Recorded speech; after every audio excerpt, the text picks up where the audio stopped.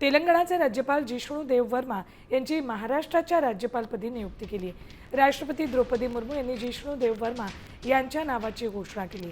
ईशान्य भारतातील अनुभवी राजकारणी म्हणून ओळखले जाणाऱ्या वर्मा यांनी त्रिपुरा राज्याच्या राजकारणात दीर्घकाळ महत्त्वाची भूमिका बजावली आहे। त्रिपुराच्या राजघराण्याशी संबंधित असलेले वर्मा हे भाजपचे ज्येष्ठ नेते मानले जातात।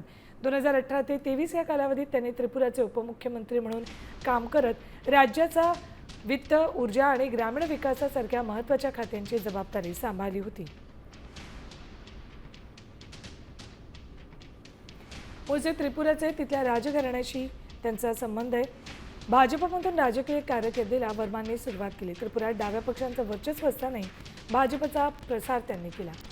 1996, 98 आणि 99 मध्ये त्रिपुरा ईस्ट मतदारसंघातून त्यांनी निवडणूक जिंकली। त्रिपुरा राज्याचे उपमुख्यमंत्री पद भूषवलं। ऊर्जा, ग्रामविकास सारख्या खात्यांची जबाबदारी त्यांनी सांभाळली। महाराष्ट्राचे राज्यपाल म्हणून नियुक्ती होण्यापूर्वी ते तेलंगणाचे राज्यपाल होते।